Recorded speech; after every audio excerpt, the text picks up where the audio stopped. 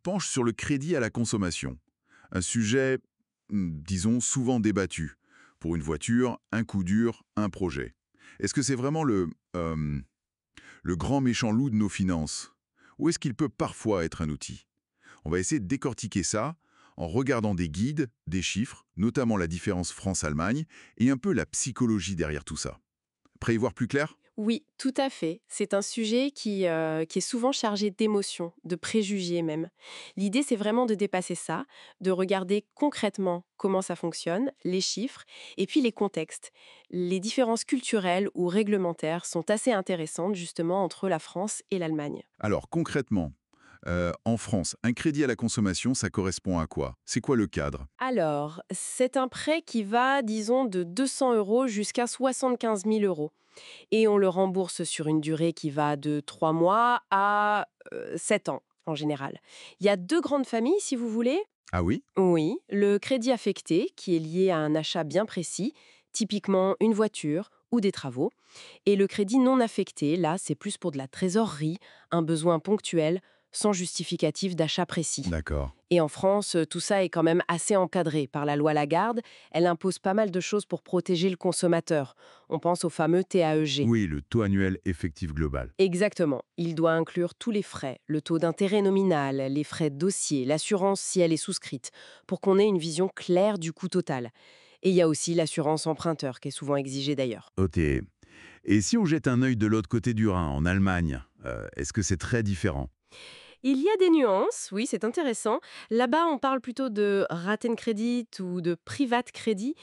Une différence notable, c'est que souvent, on n'a pas besoin de justifier l'utilisation des fonds. C'est plus souple de ce côté-là. Hmm. Et puis, le processus est beaucoup plus digitalisé. Il y a des plateformes de comparaison très puissantes comme Check24 par exemple qui sont très utilisées. Ça va très vite. D'accord, donc plus direct, moins de passage par le conseiller bancaire peut-être? C'est un peu ça, oui. L'autonomie de l'emprunteur est plus grande. Bien sûr, il y a l'équivalent de notre fichier Banque de France, c'est la Choufa. Elle est absolument centrale pour évaluer ce qu'ils appellent la Kreditwürdigkeit, la solvabilité. Kreditwürdigkeit. D'accord. Et d'autres termes utiles peut-être en allemand. Oui, on pourrait retenir l'outside pour la durée du prêt et effective Jahreszinsd, c'est leur TAEG. Mais globalement, oui, une approche plus digitale et peut-être moins de conseils systématiques qu'en France. Et cette facilité d'accès via le digital en Allemagne, est-ce que ça a un impact sur l'endettement ou la façon dont les gens empruntent? C'est une bonne question. Ça accélère clairement les choses, ce qui peut être pratique, mais ça demande aussi plus de vigilance de la part du consommateur, forcément. La facilité peut, si on n'y prend pas garde, encourager des décisions un peu moins mûries. C'est ce que montrent certaines analyses comportementales. Plus c'est facile d'accès, plus notre rapport à l'argent peut être modifié, quoi. Ce qui nous ramène un peu à la mauvaise réputation du crédit conso dont on parlait au début. Elle vient d'où principalement cette méfiance? Bah, beaucoup de la peur dit surendettement, c'est clair. L'image qu'on a tous en tête, c'est un peu la personne qui achète le dernier smartphone à la mode à crédit, sans vraiment pouvoir se le permettre. Et les études le montrent, hein, il y a souvent un lien entre un recours fréquent au crédit conso et un stress budgétaire, une certaine anxiété financière. Oui. Et puis, il y a aussi cette idée que c'est une dette inutile ou non productive, contrairement à crédit immobilier qui sert à acheter un bien durable. Mais alors, est-ce que c'est toujours une mauvaise idée? Ou est-ce qu'il y a des situations où ça peut se justifier, voire être une stratégie? Absolument. Et c'est là que ça devient intéressant, je trouve. Utilisé à bon escient, ça peut vraiment être un levier. Prenons un exemple simple. Un jeune qui démarre dans la vie active. Il a besoin d'une voiture d'occasion fiable pour aller travailler et ça lui permet d'accepter un poste mieux payé mais qui est plus loin de chez lui. D'accord. Là, le crédit finance quelque chose qui va générer du revenu. Exactement, c'est un investissement en quelque sorte. Autre cas, emprunter à un taux fixe relativement bas dans une période où l'inflation est forte. Mathématiquement, ça peut être avantageux parce que la valeur de la monnaie que vous remboursez diminue avec le temps. La clé, bien sûr, c'est de rester dans des clous raisonnables pour son taux d'endettement. Ce fameux taux d'endettement. On dit souvent autour de 30%, 35% maximum des revenus nets, c'est ça? Oui, c'est la limite généralement admise par les banques, tout crédit confondu d'ailleurs, immobilier inclus. Pour un crédit conso seul, il faut qu'il s'intègre là-dedans sans mettre le budget sous pression. Alors, pour que ce soit concret, imaginons quelqu'un, appelons-la Julie, elle a besoin de 10 000 euros. Comment on sait si c'est un crédit sain ou risqué pour elle? Alors, pour que ce soit sain pour Julie, il faudrait plusieurs conditions. Premièrement, l'objectif. Est-ce que c'est pour une dépense utile, réfléchie, une réparation de voiture indispensable, une formation qui va améliorer son employabilité, ce genre de choses, ou est-ce que c'est juste une envie passagère? D'accord.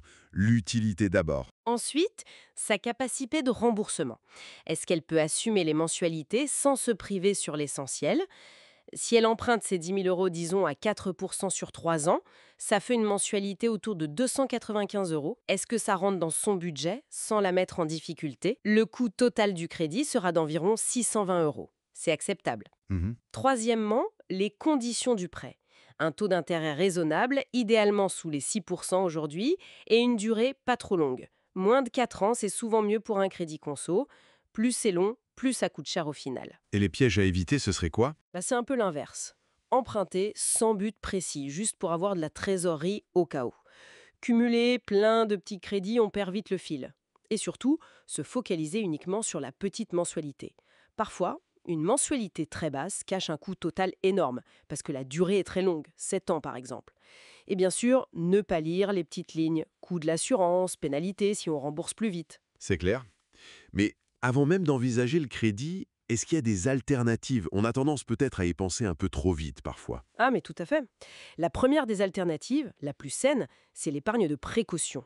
Avoir l'équivalent de 3 à 6 mois de dépenses courantes de côté, ça change complètement la donne face à un imprévu. Ça évite de devoir emprunter en urgence. Le fameux matelas de sécurité. Exactement. Ensuite, il y a le paiement en plusieurs fois sans frais proposé par certains commerçants. Ça peut dépanner, mais attention à ne pas les multiplier, car ça reste une forme d'engagement. Il faut aussi penser à l'achat d'occasion, qui est beaucoup plus développé aujourd'hui. Pour une voiture, la location longue durée, LLD ou LOA, peut être une option à étudier. Et puis, selon la situation, il peut y avoir des aides spécifiques pour les jeunes, pour la mobilité. Le crédit, ça ne devrait vraiment pas être la solution par défaut. Bon, si on devait synthétiser, retenir 3 points essentiels de notre discussion pour ceux qui nous écoutent. Alors, premièrement, non, le crédit à la consommation n'est pas l'ennemi public numéro un. C'est un outil financier qui est neutre au départ. Tout dépend de l'usage qu'on en fait. Ok, Mais un levier temporaire et maîtrisé. d'accord. Et le troisième point? Troisièmement, ça demande de la discipline et de la lucidité. Il faut vraiment prendre le temps de lire les conditions, de comparer les offres, le TAEG est là pour ça, et d'anticiper l'impact sur son budget mensuel. Et j'ajoute, même si notre échange est informatif, qu'il ne remplace évidemment pas un conseil financier personnalisé si on a des doutes importants. Parfait, merci.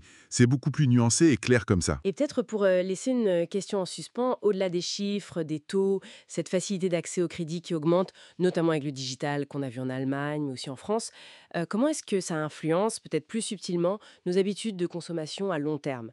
Notre rapport au risque, notre patience aussi peut-être. Même un crédit qui semble sain sur le papier, il peut avoir des effets psychologiques un peu plus profonds sur notre manière de gérer l'argent au quotidien. C'est une piste de réflexion, je crois.